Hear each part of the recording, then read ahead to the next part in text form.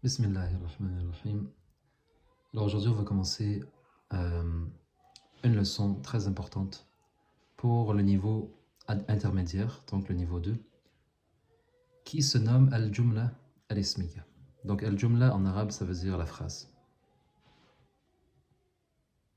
Al-Ismiya, c'est nominal. Donc c'est comme ça qu'on l'a traduit.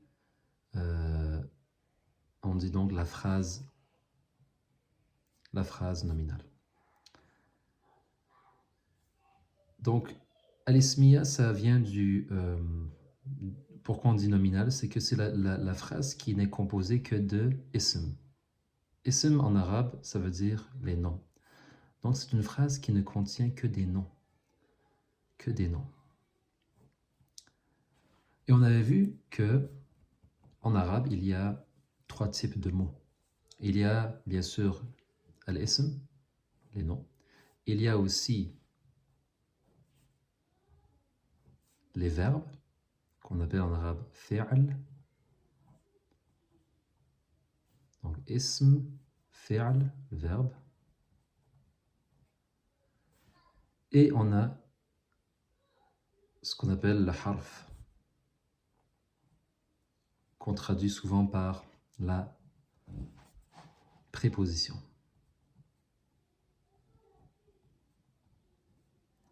Donc on a ism, fi'l, harf.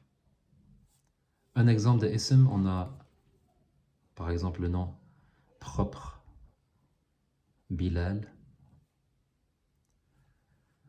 Et on a un nom, par exemple d'un objet, Tawila ou Kursi. Kursi, chaise. Donc ce sont des noms. Et puis on a des verbes et des prépositions. Comme maintenant on fait le sujet de la phrase nominale, on va se concentrer sur les noms. Donc tel que vu dans le précédent chapitre, donc dans le chapitre qui précède, une phrase en arabe peut avoir son sens et du coup être considérée complète du point de vue grammatical seulement avec 2 mots. Donc dès qu'on a 2 mots,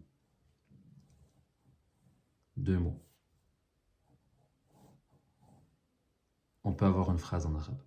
Et 2 mots qui sont un mot pour introduire et un mot pour compléter. Donc un mot pour informer, pour décrire. Donc on pourrait dire qu'on a l'informateur,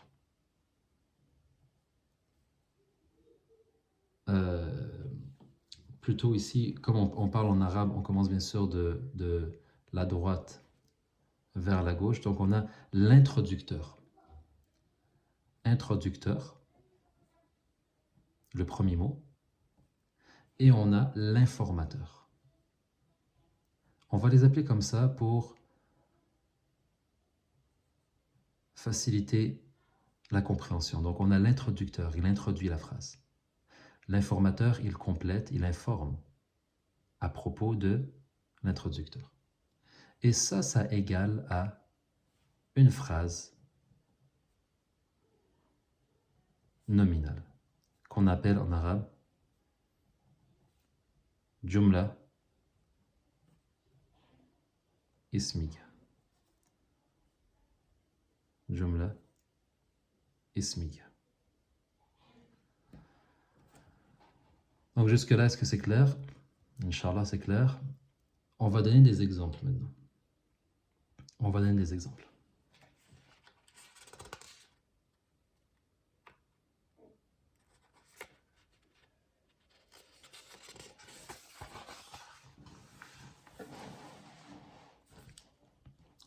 Donc l'introducteur en arabe, on l'a mis en premier, bien sûr. Il est suivi, on a dit, de l'informateur, qui informe. Si on comprend ça, on comprend quelque chose de très important. Pourquoi? Parce que la base de la phrase en arabe, c'est vraiment la phrase nominale. Elle est simple.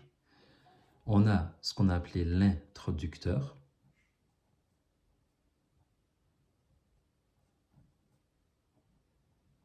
Et on a l'informateur.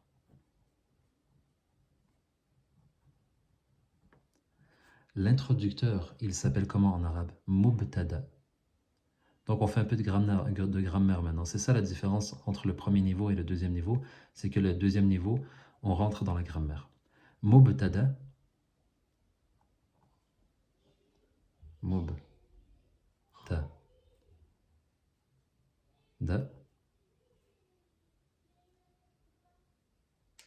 C'est celui, vous voyez un petit peu, peut-être ceux qui ont fait le vocabulaire, ils vont voir dans la racine du mot mubtada, bada'a, bada'a, ça veut dire quoi bada'a? C'est le verbe commencer. Mubtada, donc c'est celui qui introduit, celui qui commence la phrase. C'est le mot qui introduit la chose ou la personne dont on parle. Donc quand tu veux parler d'une chose ou d'une personne, tu commences avec un mot. C'est le mubtada. Si par exemple on veut parler d'une maison en particulier, on commence la phrase en disant Al-Bayt.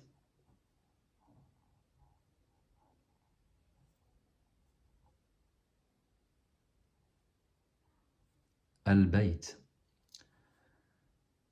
Al-Baytu. Donc j'ai introduit ma phrase.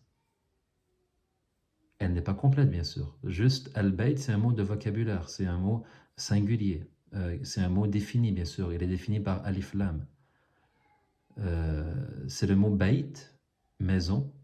Al-Bayt, la maison.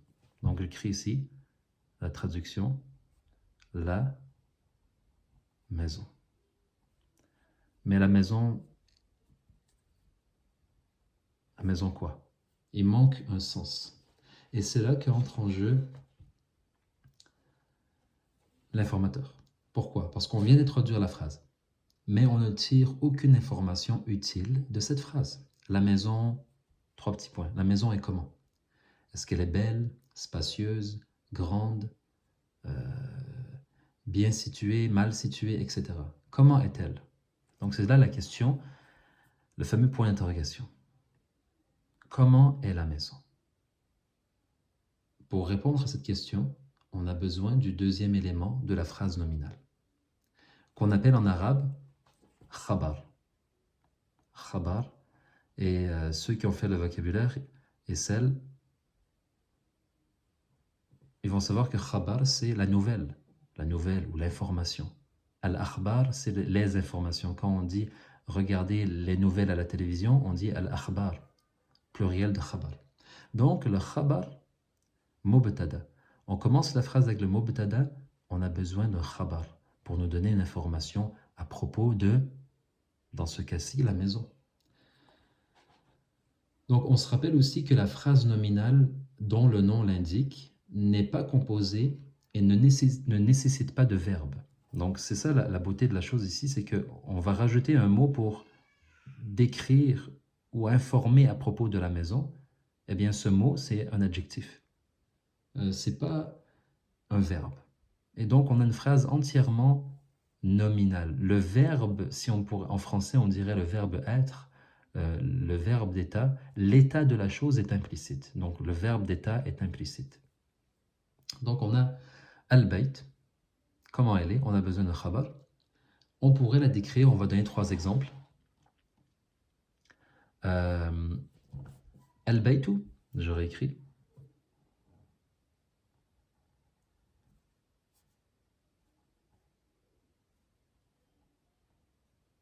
Al-baytu jamil.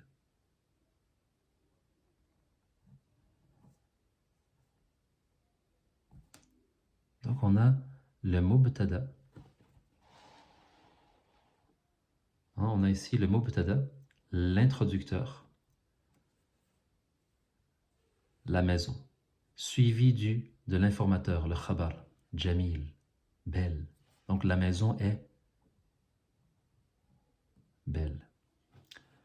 C'est l'adjectif jamil. Donc si toi tu connais le mot maison et tu connais le mot belle, alors tu fais le lien, la maison belle. Maintenant, ça peut paraître comme ça, il peut paraître manquer un élément si on compare avec le français, parce que ça fait vraiment la maison belle. Alors qu'en réalité, ce n'est pas la maison belle, c'est la maison est belle. Cette phrase est complète. Al-baytu jamilun, c'est une phrase complète. Al-baytu jamilun, c'est une phrase complète. Le verbe être est implicite, donc on n'a pas besoin d'écrire, il n'y a pas de verbe être en tant que tel. Al-baytu jamil. Donc, on va donner notre exemple. Al-baytu, la maison. Kabir, ça veut dire la maison est grande. Al-baytu kabir. Al-baytu,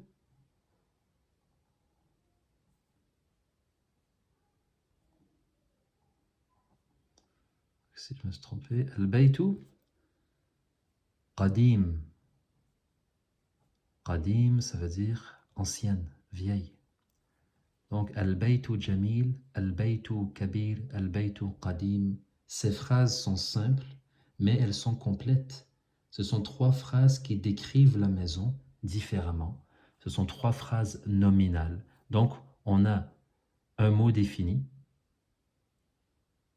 on a un nom qui décrit. Donc, on a un ism, on va parler en arabe, un ism qui est défini par alif lam, et on a un ism qui est le khabar, qui informe. Là, souvent, on va décrire ça comme un adjectif. Donc, en français, on dirait le mot qui introduit, le mot qui complète ou qui informe, c'est un adjectif dans ce sens-là. Donc, il faut vraiment, c'est pour ça, d'où l'importance de connaître une longue liste de noms, de ce qu'on appelle les noms d'objets. Objets, hein, les noms d'objets. Pourquoi? Et par la suite, on peut les définir par des adjectifs. Donc, si toi, tu as dans ton répertoire de vocabulaire beaucoup de noms d'objets, de noms de choses, et aussi de noms des personnes, des fonctions des gens, de leur emploi dans la société, par exemple, et tu apposes un adjectif par la suite, eh bien, tu as une phrase complète. Donc, ça, c'était pour la leçon numéro 1. Sur le sujet de la jumla ismiya, la phrase nominale, on va faire une autre vidéo minimum sur le même sujet en donnant plus d'exemples. Walhamdulillahi Rabbil Alamin, j'espère que c'était clair. Si vous avez des questions, Inch'Allah, n'hésitez pas.